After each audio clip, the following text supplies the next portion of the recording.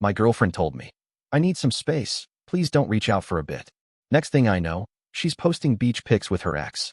I honored her request, swapped out the locks, moved her car out of the garage, and boxed up her belongings. When she came back, her key didn't fit. The spare room? Completely cleared out. I, 28M, thought I knew what space meant. Turns out, I was wrong. The text came on a Wednesday morning while I was making coffee. I need some space. Please don't reach out for a bit. No explanation. No timeline.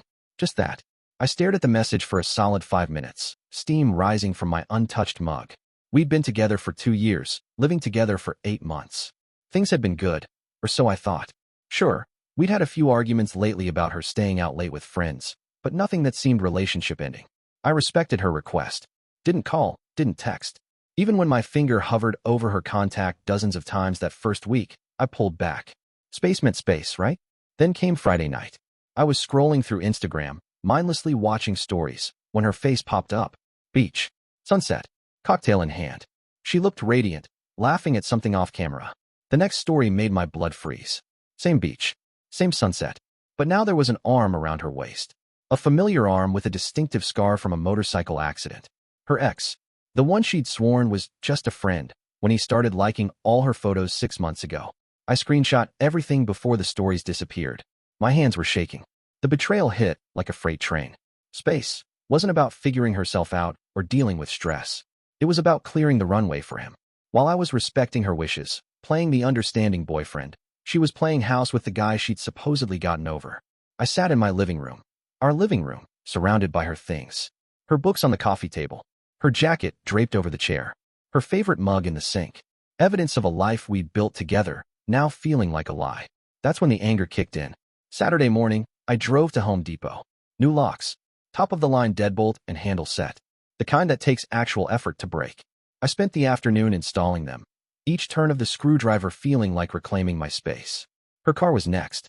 A silver sedan she'd parked in my garage because her apartment complex didn't have covered parking. I'd been so generous, so accommodating. What a fool. I backed it out carefully, parked it on the street in front of the house. Nothing vindictive, just removed it from my property. If she wanted space, she could have all the space she needed. Then came the hardest part, packing her belongings. I started with the obvious stuff. Clothes from the closet, toiletries from the bathroom. But then I found the little things that hurt more. The book she'd been reading, bookmarks still marking her place. The coffee mug she used every morning. The photo of us from last Christmas, tucked in her jewelry box. Each item felt like evidence of how thoroughly I'd been played. I packed everything methodically. No anger throwing or vindictive damage. Just careful, respectful packing. Because despite everything, I'm not a monster. I folded her clothes, wrapped her fragile items, organized everything in clearly labeled boxes. By Sunday evening, every trace of her was gone from my house. Her key sat on the kitchen counter, soon to be useless. The waiting began. Update 1. She came back Wednesday evening. I was watching TV when I heard the car door slam, then footsteps on the porch. The sound of a key sliding into the lock. The confused jiggling when it wouldn't turn. Knock, knock, knock. I muted the TV, but didn't move. More knocking, more urgent now. Hello? Are you home? My key isn't working. I walked to the door, took a deep breath, and opened it. She stood there looking exactly like someone who'd spent a long weekend at the beach. Tan, relaxed, glowing. The sight of her made my chest tight. Hey, she said, that familiar smile spreading across her face. I think there's something wrong with the lock. My key won't. The locks have been changed. The smile faltered. What? Why would you? I don't understand. Your belongings are packed. They're in the garage. Now the confusion turned to something sharper. Packed? What are you talking about? I asked for space, not space. I let the word hang there. Like the space you needed to go to the beach with your ex? Her face went white. For a moment, neither of us spoke. I could see her mind racing, calculating how much I knew, what she could salvage. It's not what you think, she finally said. Really? Because I think you asked for space so you could reconnect with your ex without the inconvenience of having a boyfriend. I think you've been planning this for weeks. And I think you expected to come back here and pick up where we left off like nothing happened. You're being ridiculous. We're just friends. It was a group trip. I pulled out my phone, showed her the screenshots. Her arm around his waist. His lips on her forehead in one I hadn't mentioned. The timestamp showing they were posted while she was supposedly taking time to figure things out. She stared at the screen, and I watched her realize the game was over. Look, maybe I handled this wrong, but you handled it exactly how you meant to. You wanted to test drive the old model while keeping the current one in the garage, just in case. That's not fair. Fair. The laugh that came out of me was bitter. You want to talk about fair? Fair would have been being honest. Fair would have been breaking up with me before running off with him. Fair would have been not making me feel crazy for the past 6 months every time I mentioned how close you two were getting. She tried a different approach. Can we please just talk about this inside? Like adults. We're not adults together anymore. We're strangers. Your stuff is in the garage. Your car is on the street. You have everything that belongs to you. You can't just kick me out. I live here too. No, you don't. You never signed a lease. Never paid rent. Never contributed to the mortgage. You were a guest who overstayed her welcome. The tears started then. Real ones, I think. But I'd seen her cry before when she wanted something, and I wasn't falling for it again. Please, she said. Can we try to work this out? I made a mistake, but we can fix this. The only mistake you made was getting caught. Update 2. She didn't leave quietly. Over the next hour, she tried everything. Tears, anger, bargaining, more tears. She called me controlling, manipulative, cruel. She said I was overreacting, that nothing physical happened with her ex, that I was throwing away 2 years over a misunderstanding. I stayed calm through all of it. Weirdly calm, actually. Like I was watching it happen to someone else. When she realized I wasn't budging, she called her sister to come help move the boxes. While we waited, she tried one last manipulation. You know what? Fine. Maybe this is for the best. Maybe I do deserve better than someone who would change the locks instead of having a conversation. You're absolutely right, I said. You deserve someone who's okay with being lied to and disrespected. Someone who doesn't mind being a backup plan. I'm definitely not that guy. Her sister arrived with a pickup truck and a very uncomfortable expression. She'd always liked me, and I could tell she knew more about the situation than she wanted to. They loaded the boxes in silence while I watched from the doorway. Before they left, she made one final attempt. I hope you know you're making a huge mistake. What we had was real. What we had was real for me. For you, it was apparently just convenient. After they drove away, I sat in my empty house and felt nothing. No satisfaction, no regret, no sadness. Just empty. But it was a clean empty, like a wound that's finally stopped bleeding. Update 3. The fallout was swift and predictable. Within days, our mutual friends were reaching out. Some wanted the gossip. Others wanted to play mediator. A few took sides. Her version of events, as it filtered back to me, was that I'd completely overreacted to her innocent trip with friends. She painted herself as the victim of a controlling boyfriend who couldn't handle her having male friends. I didn't defend myself or share the screenshots. I figured anyone who knew me well enough would see through the story, and anyone who didn't wasn't worth convincing. 2 weeks later, she made it official with her ex on social media. The photos were nauseating, all couple-wide poses and heart emojis, like they were teenagers again. The comments were full of friends congratulating them on finding their way back to each other. That's when I realized how long this had been in the works. You don't go from meeting space to official relationship in 2 weeks unless there was significant groundwork already laid. A month after that, I heard through the grapevine that she'd moved in with him. Apparently, his place was so much nicer than mine anyway. Funny how that detail never came up when she was enjoying my garage and my mortgage payments. Update 4. 3 months later, I was finally starting to feel human again. I'd been going to the gym, hanging out with friends, even went on a few dates. Nothing serious, but it felt good to remember that other people existed. That's when she texted me. Hey, I know this is weird, but I left something important at your place. Can I come by and get it? I stared at the message for a long time. We'd been thorough when packing her stuff. I couldn't think of anything we'd missed. But curiosity got the better of me. What item? My grandmother's ring. It was in the bathroom drawer. I remembered the ring. Small, antique, definitely sentimental. I also remembered packing it carefully in her jewelry box. But I went to check anyway. Sure enough, no ring in the bathroom drawer. Because it wasn't there. It was with all her other jewelry, which was with all her other belongings, which were now at her boyfriend's place. I packed all your jewelry. Check the small wooden box. I did. It's not there. Please, it's really important to me. Now I was annoyed. Either she was lying to create an excuse to see me, or she was genuinely that disorganized with her own belongings. Neither option made me want to help. I packed everything carefully. If it's missing, it's not here. Please, can I just look? 5 minutes. Against my better judgment, I agreed. Maybe I wanted closure. Maybe I was curious about how she'd changed. Maybe I was just bored. She showed up that evening looking different.